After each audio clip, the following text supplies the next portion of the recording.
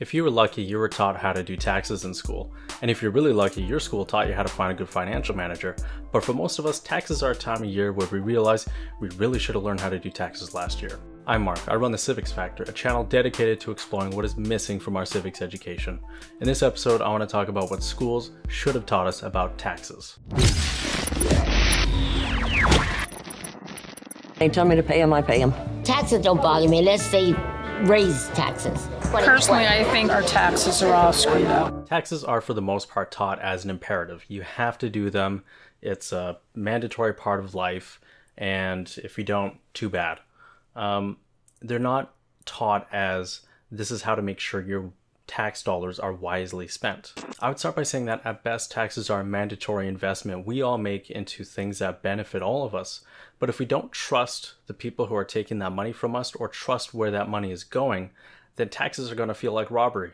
And we need to understand psychologically why that is, and we need to understand the history of why that is. Taxes at best are like a common pot of gold we all put into, so it can be invested in the things that benefit all of us. And some of these things are going to be really obvious, like schools and roads and hospitals and places to publicly masturbate, public libraries. But it's also going to be in things we don't normally see because it's not immediately in front of us. And so there's a psychological part of this, but we also have to appreciate that we're living with the legacy of the Cold War. And the Cold War was this contest between capitalism and communism, and it flared up in the culture everywhere. It shaped how generations of people understood government, understood taxes, and understood how to politically engage with one another. That has ramifications for today. The Cold War frames all of our cultural references for how we engage with politics. Do you think President Obama's a socialist? Sure, of course he is.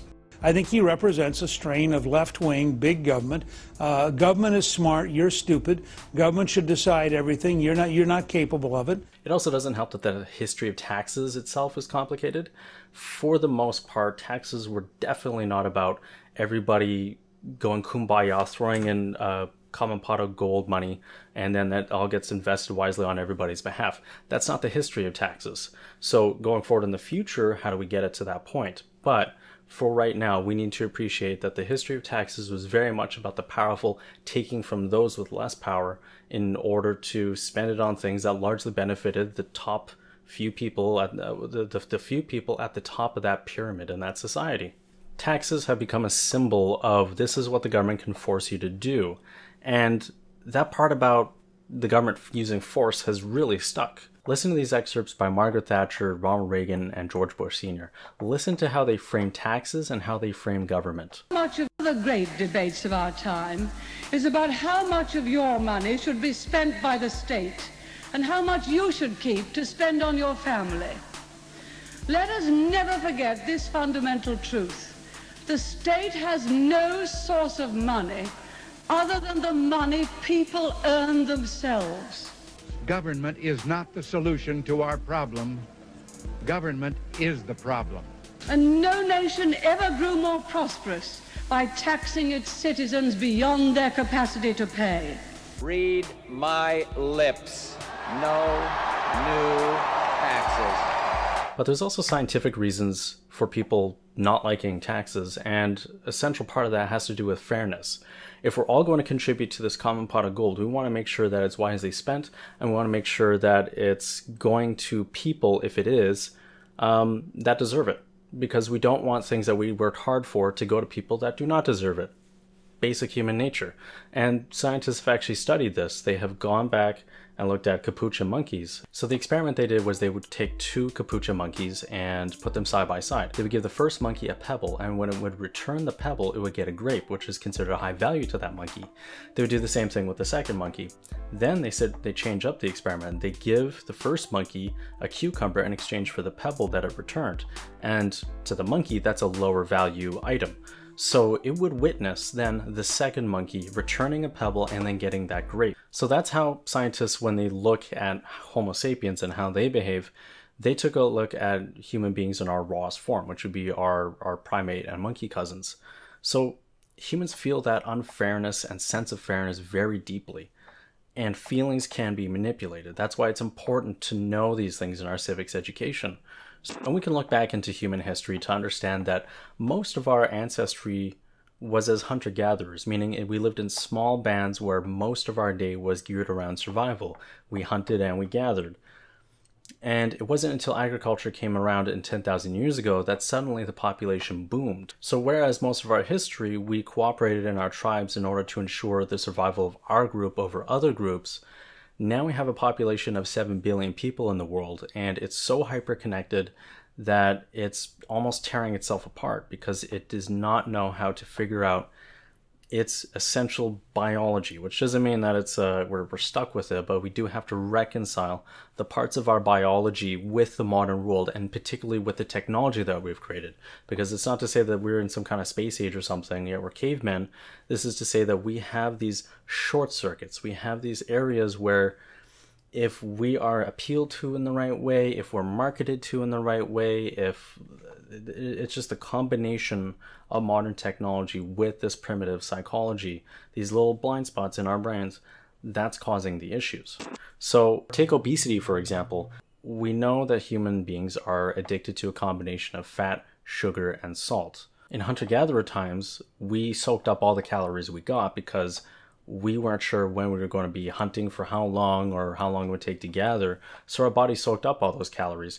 Now we live in a different world. We are living sedentary lifestyles. We're watching 5 hours of television a day, and we have access to the most amazing combinations of fat, sugar, and salt than any other time in history.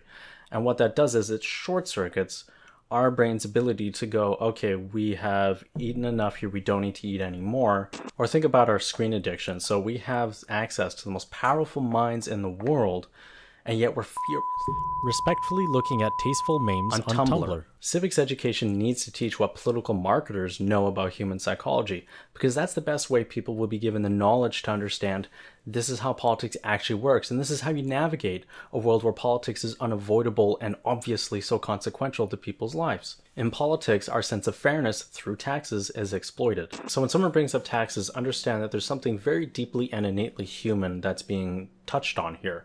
We have our sense of fairness, our understanding of the institution and whether we trust it to take and spend that money, and our understanding of us and them, because that's what's going to inform the first two. It's going to inform what we see as fair if our money is going to people that we don't necessarily believe in, and it's going to affect how much we want the people who are in power, if we don't like them, if we don't identify with them, taking and spending that money.